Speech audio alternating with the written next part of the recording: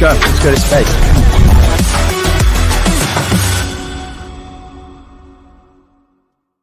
Well, hello, everyone, and welcome to Fridays with Above Space for May 19th, 2023. I'm Tim Alatorre, one of the co-founders of Above Space and currently Chief Operating Officer and Chair of the Board.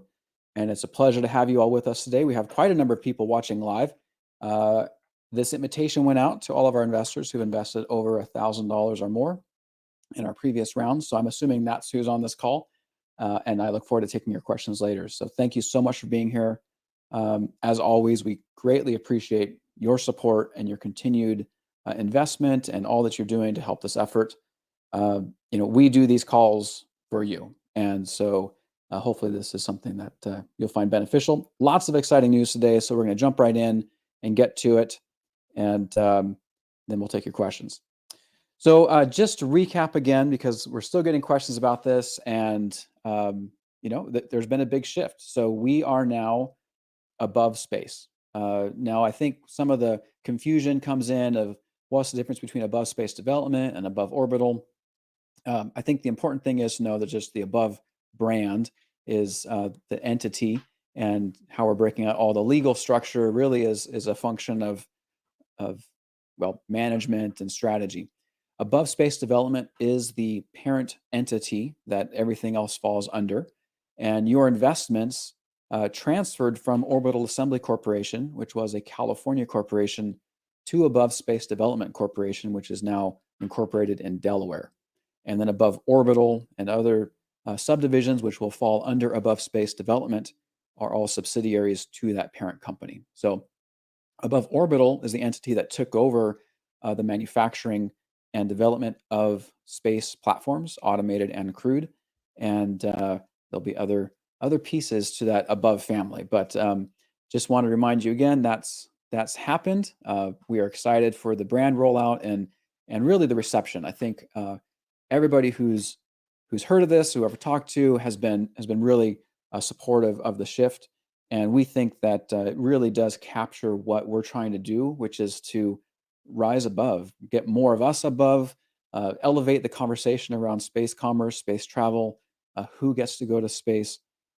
This is really, core to what we initially set out to do, and we feel the new name and brand encapsulates that better. So we're very excited about that.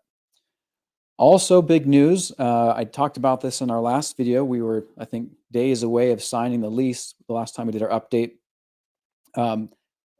for our new integration facility. So we took occupancy of that on April 1st. And last month, we brought in all the equipment from California. D-Star is now at home in the Rocket City of Huntsville, Alabama.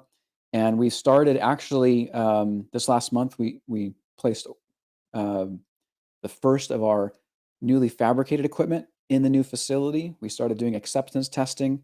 I think I've talked about in previous calls, Tom Spilker, our CTO, designed a cold gas thruster for our near-term tests, which we're going to be doing in conjunction with Marshall Space Flight Center.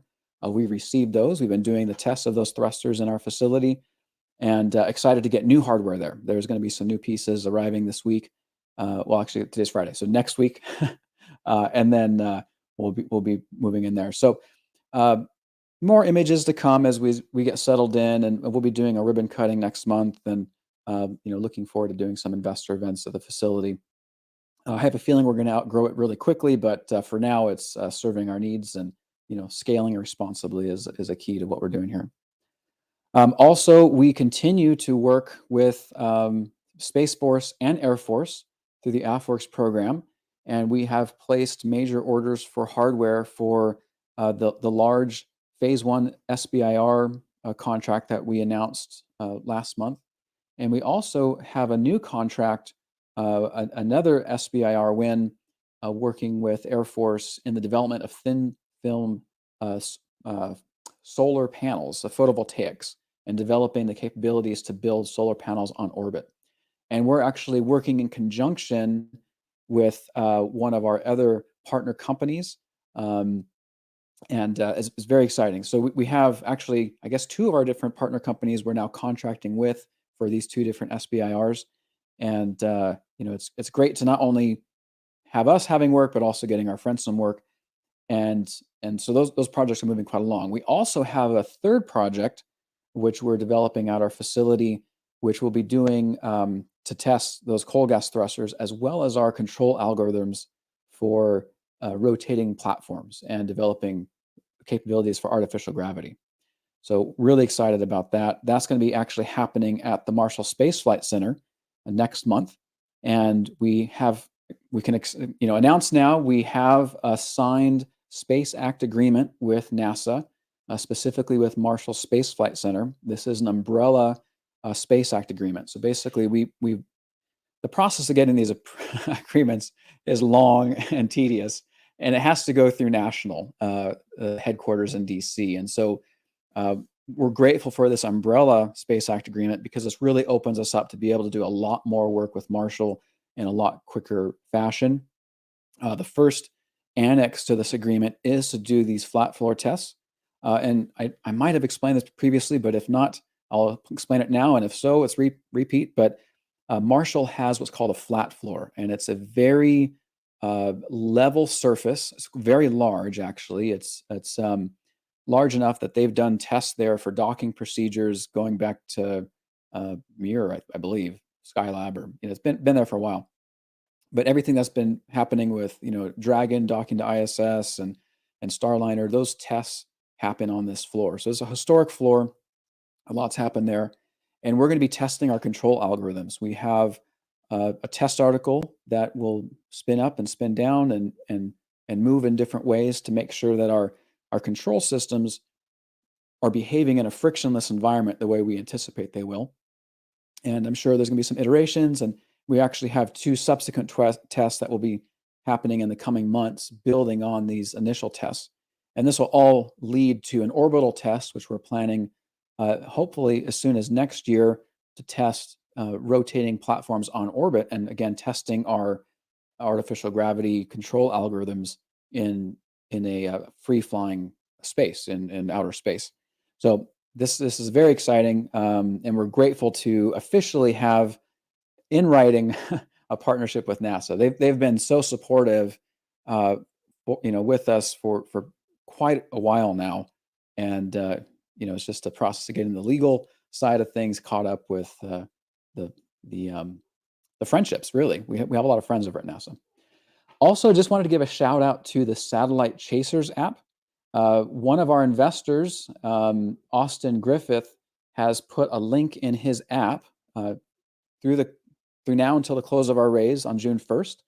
So all of his users of this app will have an opportunity to read a little bit about Above Space and click there to learn more about investing in us. And we're not compensating him in any way for this, but he wants to see us succeed. I guess this is compensation in a sense. I'm promoting him.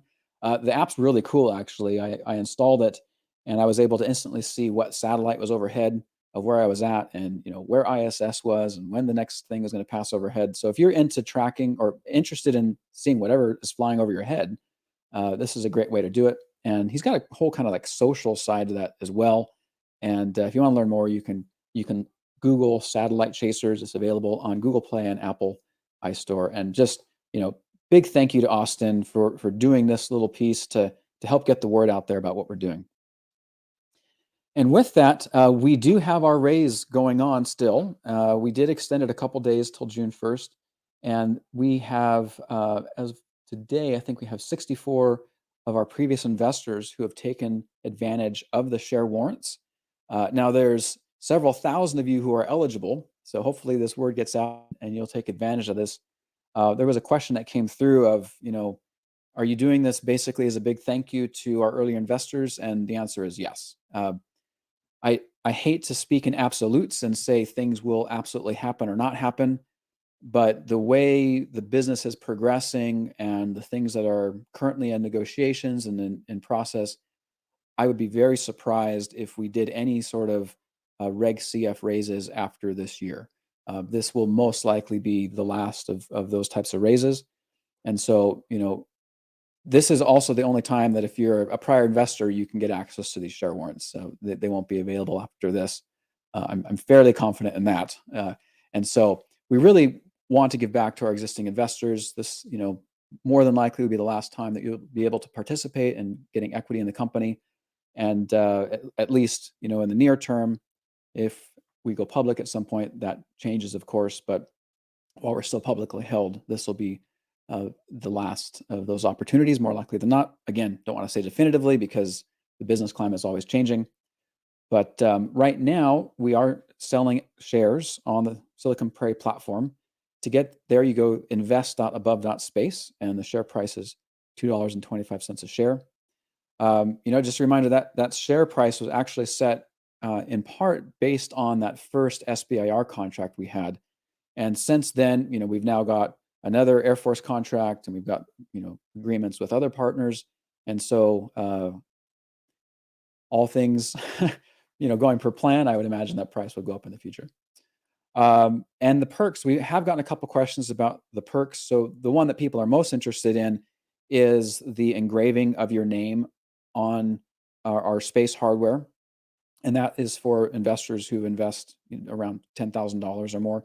If you invest in multiples of $10,000, so like 20,000 or 30,000, you can put multiple names on our flight articles. Initially, we were saying that name would be engraved on the gravity ring.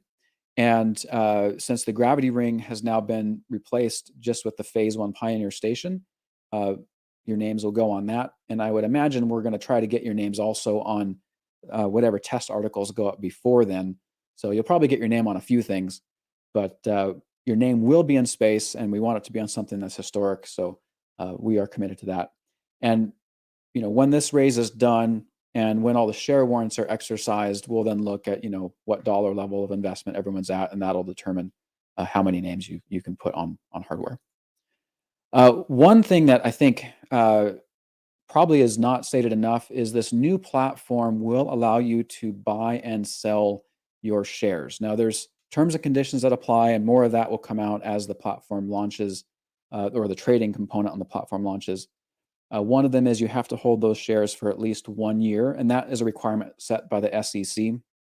That's the U.S. Securities and Exchange Commission. So if you purchase shares, for example, in our first raise, that was several years ago. So when the trading platform becomes live, you would have the opportunity to sell your shares. In order to buy shares, there'll also be conditions and terms. You'll have to be approved. One of those conditions is you have to be an existing shareholder. So if you want to be able to pick up more shares in the future through the Silicon Prairie platform, make sure you have some position in the company, even if that's the minimum of right now $250 investment, or $225, I think. I don't go to the site. Go to invest above that space and look for those terms of minimum investment amount. But you will need to be a investor to pick up more shares.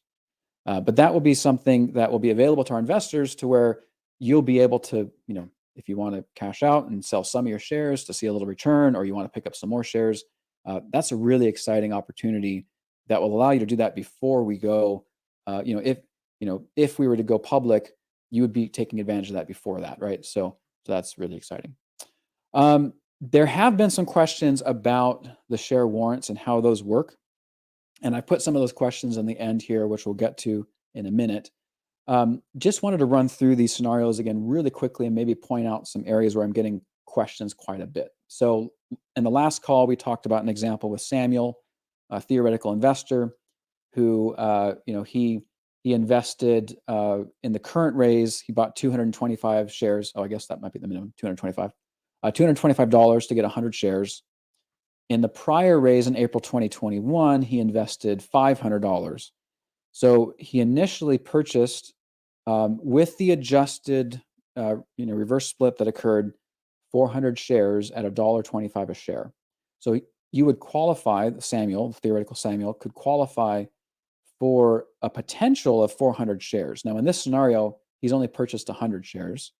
But those 100 shares. Those 100 shares get him 100 warrants, and each of those warrants is worth 4 shares. So he can exercise those warrants for 400 shares at a price of $100, because his initial investment was at 25 cents a share. Now, I've seen complaints that, oh, this seems so complicated, it's purposely complicated. This is the simplest way. And I mean, it's just ludicrous how complicated it is to try to give people things. This is the simplest way we could figure out to get something back to our initial investors and still taking advantage of the exemptions that are allowed under the Reg CF through the SEC. Because otherwise, you either have to be an employee with the company, you have to be, an accredited investor. There's so many, regulations and different rules that made it very complicated, more complicated. So, so this is a mechanism where basically we can give you shares for free. I mean, it's a discount share, right? You get a coupon to buy shares at a discount. Now, in this other scenario here, let me just skip ahead here. We talked about Cheryl, where she invested $500, which I'm sorry, $1,125, which got her 500 shares in the current round. And between the two prior rounds, she had 400 qualifying in the first round and 476 in the second round, and so she didn't quite max that out. But if she invested more, like $2,200, right? I'm rounding down. That would get her 1,000 shares, and then she could take advantage of all those warrants. So I just wanted to point out here in this scenario, like, you don't have to max out, right? You can invest a small amount and get some warrants for a discount. It really depends on your scenario and where you're at with your risk tolerance and how much you're wanting to invest in this round. There's no obligation for this. Also, we're just making this available to you. So it's don't feel like you need to, but the scenarios, you'll potentially get quite a bit of return on this. If you have questions about your individual scenario, go ahead and just send me an email. And I've been responding to everybody who has questions and walking you through it, and happy to answer those questions, because I understand the math gets a little complicated. One other thing that just want to point out is we do have the Tiger Mark insurance policy. And this is an insurance policy that we are paying for, that we're picking up, that you have access to. So your investments in this and prior rounds are covered under this policy. And if you feel that we've done something to where you've been misled, or there's been some defrauding of some sort, just again, reach out to us. We can connect you with Tiger Mark, and they'll refund your investment. You won't see any profit. You'll get just the money back that you invested. And then the shares revert back to the company. So, just putting it out there. We want all of our investors to be happy, and this is something that we're doing to help, again, reduce your risk and make you feel more secure in what we're doing. And then finally, with the new Silicon Prairie platform that's found at invest.above.space, you'll have the opportunity to vote. And being able to get that feedback from you is really important. And we don't get a chance to talk to all of you. So at those annual shareholder meetings, you'll have opportunities to vote and express your opinions. Also, just wanted to point out there again that we're not doing this alone. There's a lot of people involved here, and we have a lot of supporters and partners and affiliates that we're working with. As I mentioned, we just finally, the ink dried on official agreement with NASA with our Umbrella Space Act agreement. Another new addition to this list is Morgan Stanley. We are very excited to be working with them. They're just thrilled about what we're doing, and they're going to be a significant financial partner moving forward. And so, just want to shout out to them and thank them for their support, and we're looking forward to working with them. Okay, so with that, we'll get to questions here, and I'm going to look here through chat. We'll just highlight a few. I do have some questions that I've been emailed that I wanted to get to first. First question from Lisa. She says, I'm an investor in OAC, now above, but never heard about this. Did I miss an email from you? So that is one of the big complaints that we've had with Net Capital. It has been so hard to get in contact with our investors. We can post updates, which then go through their mass email system to you, but a lot of times those get sent to spam.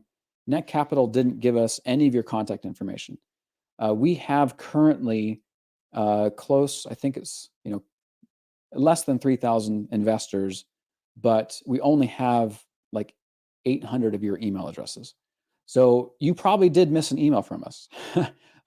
With the new platform, we are going to be talking about, we're going to have your email addresses, and we'll be able to do more more investment. Sorry, got a distraction over here.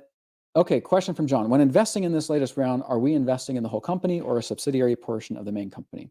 So yes, John, you're investing in the whole company and above Space Development Corporation, and then that trickles down to all the subsidiaries as well. So profit from any of the divisions. John in chat here, he threw out one possible division. I'm not going to confirm or deny that, but very likely, John. So yes, that's all falls under that. Okay, Alan asks, correct me if I'm wrong, on June 1st, my orbital assembly shares on that capital become worthless. Yes, you're wrong, and I'll explain in a second. Up until June 1st, I can purchase 4 above Space Development Corporation shares on Silicon Prairie online for every share I currently have on Net Capital at the same price I paid for them originally on Net Capital.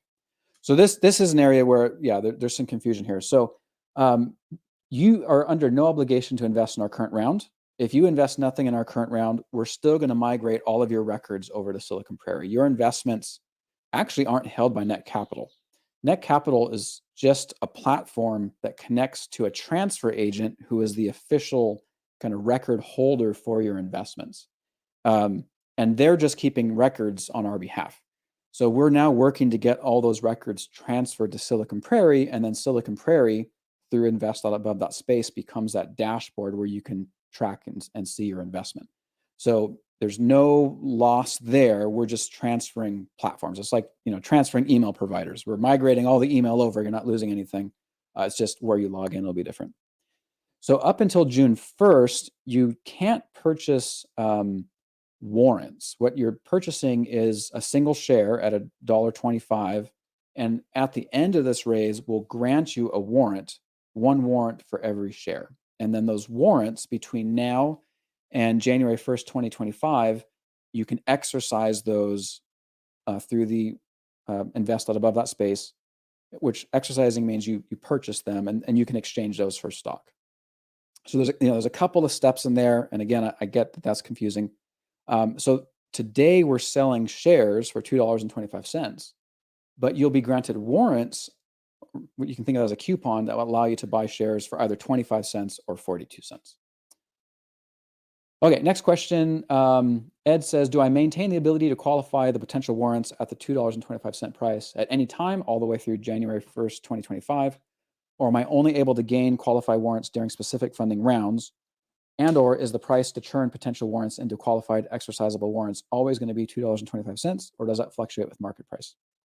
So again, right now, we're just selling shares, and that is set to close on June 1st. The warrants, those you can exercise anytime through January 1st, 2025. Now, the warrants, you don't exercise those at $2.25. You can exercise those at the price of your original purchase. So either 25 cents or 42 cents. An original purchase being when you invested in those prior rounds in 2021 and 2022. If you invested in our third round, there's no warrants available. And if you invest in this round, there's no warrants available unless you were participating in those first 2 rounds. And that warrant price is fixed. The warrant's issued at 25 cents or 42 cents, and it stays at same price until January 1st. So, that's some guarantee for you. Question 2 here. I went on the new website and created an account, but it doesn't reflect any of my original investments. Does it take time to move it over from Net Capital?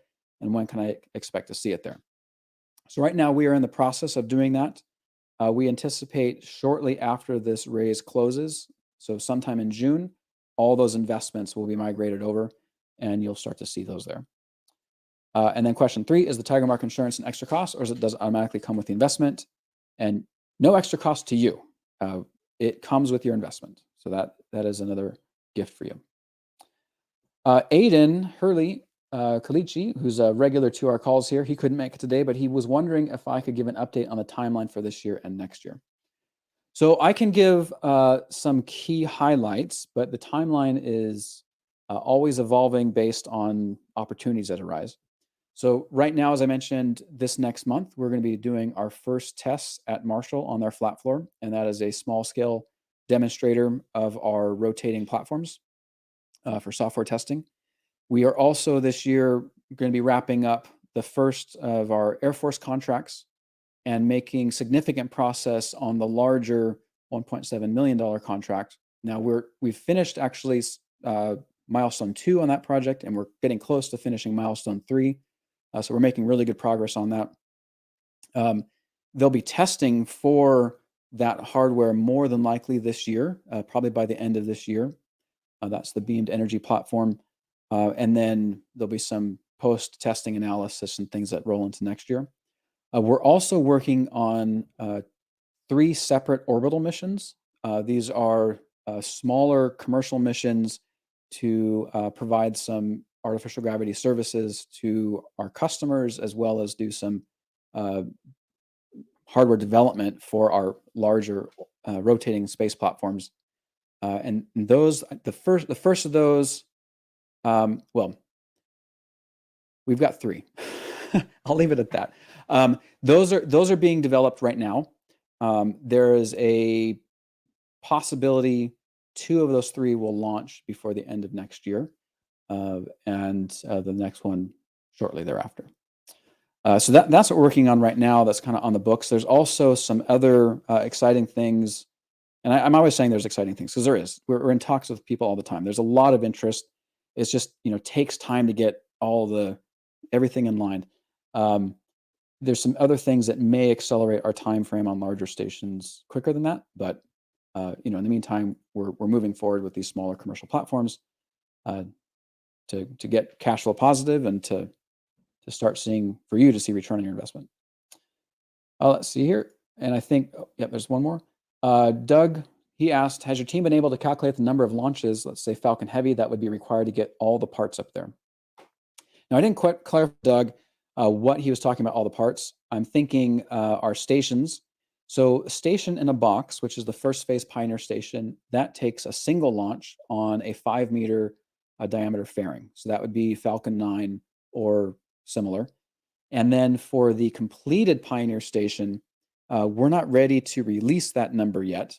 In a private conversation with Doug, I did tell him what that number was, but I can say that we don't need a Falcon Heavy, we don't need Starship, and we can do it with a very small number of launches. So I'll just leave that at that. But yes, we have calculated the number. Question number 2, do you have MOUs or LOIs from companies and organizations that want to lease space on the Pioneer class, or just from companies that want space on the Station in a Box that doesn't rotate? So we have MOUs and LOIs for both. The Station in the Box will be going up first, and so we want that to be cash flow positive from day one. And so we have companies who have provided both memorandums of understanding and letters of interest to fly on that first mission. And then we have other companies who want artificial gravity. And so we are looking at some of those automated small scale platforms now to get them on orbit. And then, we have others who want the larger space of the full Pioneer. So yes, to both of those. We have been very active in business development and customer acquisition for the last several years. And it's ongoing. Okay, so going over to chat here, just looking here for questions from chat, and thanks, chat, for being patient. So let's see here. Mark was asking, when will you have a public event on the East Coast? I'm not sure. We're located in Huntsville in northern Alabama, so that's within driving distance of the East Coast, I guess. We don't really have a facility or any plans to put a facility on the East Coast, but if we're at an event or something, maybe we'll think about doing a meetup. And then Andre would like one in South Africa or South America. I'm not sure what that abbreviation is for, but Rhonda was actually just in Africa within the last few months. She was in Nairobi and she did a little meetup there, but no plans to get further south from that right now. Let's see here. Warrants. The warrants, John's asking if the warrants expire on December 30th, 2025. So you have until January 1st of 2025 to exercise the warrants. So they would expire on that date. John's also asking if the engraving for the 10K from previous rounds still holds. Absolutely. Yes. Yeah. When it's time to do the engravings, we'll look back at all your cumulative investments and your name or names will be on the hardware. Yep. Absolutely. Giles is also asking how long to exercise the warrants, and that's January 1st, 2025. Now, if we get to January 1st and there's a small percentage of you who've exercised the warrants, and we've sent out reminders and saying, hey, do this, and there's a small percentage, maybe we might extend that deadline, but I wouldn't count on it. Just set January 1st as the deadline. John's asking when you have the opportunity to exercise and purchase the warrants, or exercise the purchase. So that will be once the trading platform capabilities go live on the Silicon Prairie site. That will be the same or similar mechanism that will allow you to then exercise those warrants. Chris is saying, careful, don't give away all the cookies at once. There's a lot I'm holding back, Chris. There is so much going on right now. I'm really trying hard not to say all the exciting things, but there's a lot going on. Andre clarified South Africa. Yeah, not this year. I don't think we have a trip planned for South Africa this year. But if the South African government wants to talk to us about going and flying in space, we'd be happy to fly down there and meet with you, Andre. And so maybe that's something you can help make some connections. We've made a lot of inroads in Europe and Africa, talking to different governments and space agencies who are interested in flying in space. And there's a lot of underrepresented people throughout the planet, right? There's space right now is a tightly controlled domain. There's only a few entities that are allowed to play in space, and we are working to bust that wide open. So if there's people in South Africa, and I know there are, who want to get a space, we would love your help in getting in contact with them. Scott's asking, has there been any updates on the possibility of a tour date for the new facility? Not updates, no. We will be having a ribbon cutting kind of open house next month, and we will probably be sending out a few invitations to select investors. But a larger event, I want to have one. I would say probably once the Air Force contract's done and we've got the beamed energy platform in place, maybe we'll do a larger open house, but to be determined. Let's see. John's asking, what's the actual scope of work on the direct to phase 2 CBER award?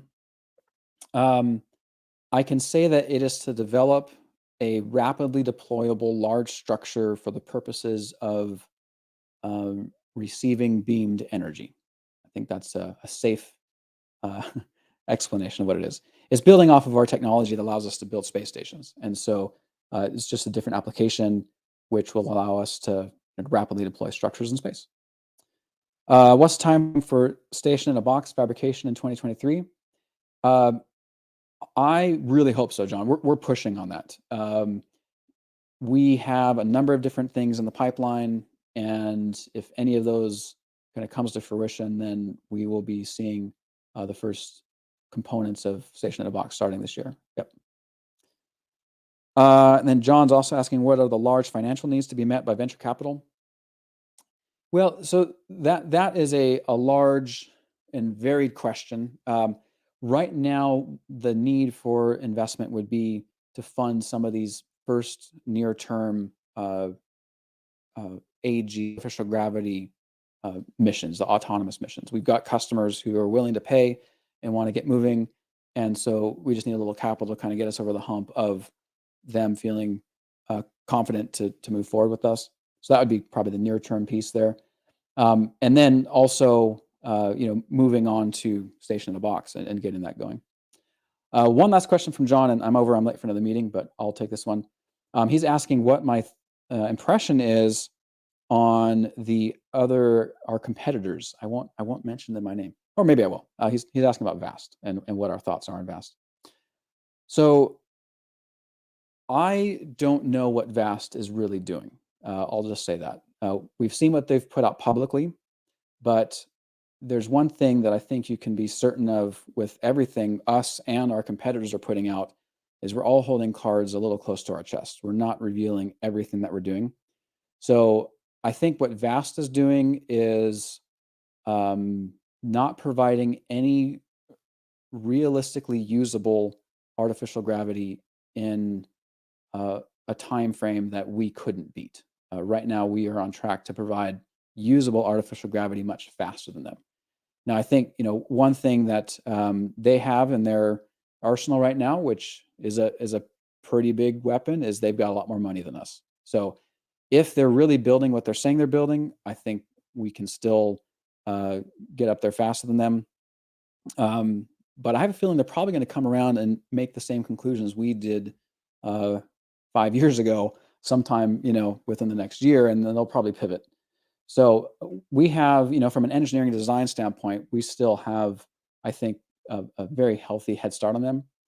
Now, one thing to keep in mind, though, is if they got their station up there before us, uh, there's plenty of market for space stations. There's a huge bottleneck in demand for putting people and things in orbit. So I'm not too worried from a competition standpoint. And if anything, I think they are validating the market, that there is a need and a place for artificial gravity space stations. And that's something that we have been just preaching for years. NASA is even finally coming around to the fact that, hey, maybe we want to do something with artificial gravity. And the last solicitation they put out, stretch goal was artificial gravity. I think the implementation of our competition, not just FAST, but others for artificial gravity stations, um, is going to end up being less functional and usable and more expensive. So I'm pretty confident in our designs. We just need to get over that funding hump. But with that, oh, I'm really late. I'm going to get in trouble. But thank you all for joining us today. We had a couple people drop off, but it looks like most of you hung with me today. I know there was a lot of kind of repetition from the last call, but I look forward to talking with you and meeting you again in the future. And again, if you have any questions regarding the raise, specifically those numbers, just feel free to reach out to me directly, tim@above.space, and I can help you walk through that. And if needed, we can hop on a call. But thanks for your support, and I look forward to giving you more updates in the near future.